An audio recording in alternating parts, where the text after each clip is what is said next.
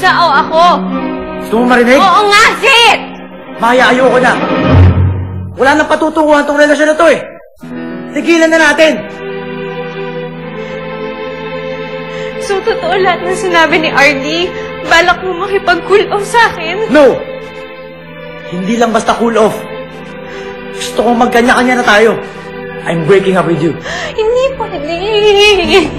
Eric, di ba ikakasal ba tayo? Eric, mahal na mahal kita. Maya, makinig ka nga! Hindi pwede. Makinig ka sa akin! Wala ka sa buhay ko. Hindi ko alam kung anong mangyayari. Maya, mas lalo lang natin masasaktan ng isa't isa. Tigilan na natin to. Tama na! Bakit ka ba nagkakaganyan dahil ba kay Lisa? Eric, mahal mo ba siya? Hindi ko alam. Sabihin mo na lang kasi, mahal mo siya at aminin mo na yan. I'm sorry, Maya. Sige, talikuran mo ako. Talikuran mo ako, hindi kita titigilan. Papakulong ko ang tatay mo. Ibig sabihin, hindi pa kayo nakakalabas? Mahigpit dito eh. Bawal lumabas kung hindi importante. Eh, para pala tayong mga preso dito eh. Para daw sa pakanan ng bata. Siya nga pala, anong plano sa'yo ng mga Valderrama pagkapanganak mo? Hindi ko pa alam eh. Huwag naman sana nilang kunin yung bata. Hindi ako papayag. Hindi ako papayag na makuha nila ang anak ko. Anong kasalanan sa'yo ng papa? Para ipakulong. Mamamatay tao ang tatay mo, hindi mo alam? Siya ang nagpapatay kay Tulibas. At alam kong lahat ng sikreto ng pamilya mo, kaya mag-ingat-ingat ka. Dahil isusumbong ko kayo sa pulis. Hindi ako naniniwala sa'yo. Gumagawa ka lang ng kwento para pumayag ako magpakasal sa'yo. Pero kung totoo man yung Maya, pinagkakatiwalaan ka rin, Papa. Talaga bang magagawa ko sa kanya? Pakasalan mo lang ako. Yun lang naman ang hinihingi ko sa'yo, Eric. Eric. Maya, gawin mo lahat gusto mong gawin. Tapos na tayo, hindi na ako babalik sa'yo. Eric!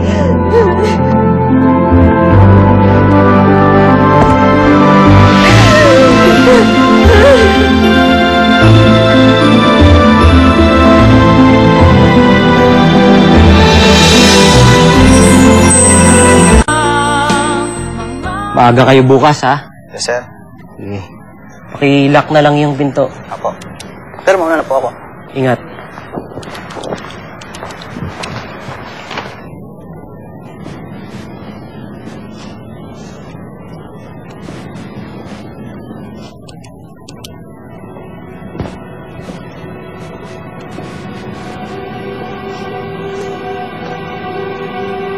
RD. Maya? Maya, bakit?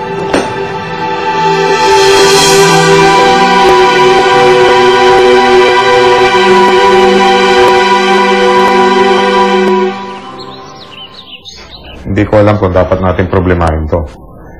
Nahuli ng mga pulis si Ramon Tulibas. Ako na nagsasabi sa'yo, Marilla. Malaking problema to. Paano kung magsalita siya laban sa atin? Madali na mong ipatira si Ramon sa loob eh. At isa pa, pwede natin gamitin si Lisa yung anak niya laban sa kanya. Si Tulibas? Si Tulibas ang ama ni Lisa?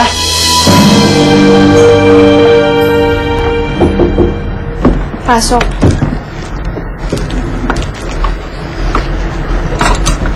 Gumaganda talaga ang araw ko pag nakikita kita. For you.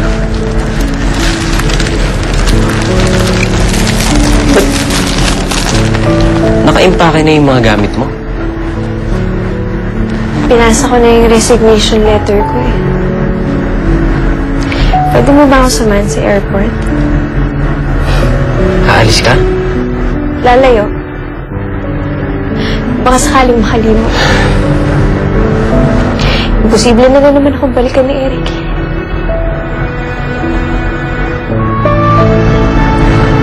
Maya, dito naman.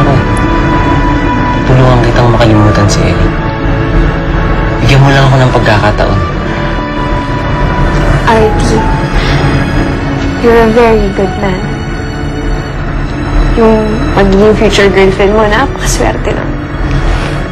Pero hindi ako yun eh. Kasi nakikita mo naman kung paano ako ngayon, di ba? Hirap na hirap ako eh. Si Eric. Si Eric ang dapat sisihin sa lahat. Pagbalik ko, sisiguraduhin kong hindi na magagawa ni Eric to sa akin. Pa, bakit ngayon na sinabi sa akin to? Ayokong mag-isip ka ng hindi maganda sa akin. Eric, tatapatin kita. Buong buhay ko, kay Tulibas lang na dumihan ng pagkatao ko. But I had a very good reason for doing it. Gusto kong proteksyonan ang kumpanyang ito at pinoproteksyonan ko kayo, ang aking pamilya. Pero bakit siya pa? Bakit siya pa ang tatay ni Lisa? Pa, ang dami nating atraso kay Lisa. Look, we're doing everything para maayos ang lahat kay Ramon. Alin? Yung sinasabi niyong papapatay niyo siya sa loob? We have no other choice. Pa, pag pinagalaw niyo si Toliba sa loob, hindi pwede mangyari yun. At oras na mangyari yun, ako mismo ang lalabas ng sekreto niyo.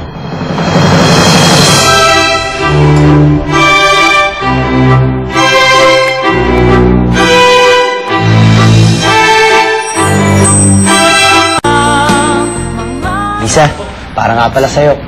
Ay, ang dami nito. Salamat, ha. Tsaka balak nga pala kita pag-aralin. Totoo ba yung narinig ko, Eric? Pag-aaralan mo ko? Oo naman, Lisa. Pero pagkapanganak mo na. Naku, Eric, sobra-sobra na yun. Tatanggapin ko tulong para sa anak ko, pero para sa akin... Lisa, para din yun sa bata. Gusto kong paghandaan ng mabuti yung pagdating niya. Siya pa. Gusto ko tang alagaan. Doon man lang makabawi ako sa trust ng pamilya ko sa'yo. Salamat, Eric, ha. Alam mo, kahit wala na si Benny, ang swerte pa rin na magiging anak ko. Kasi nandito ang Tito Eric niya. Aayusin ko na rin yung buhay ko. Gusto ko, may proud siya sa akin. Isa, basta kahit anong mangyari, dito lang ako para sa inyo dalawa.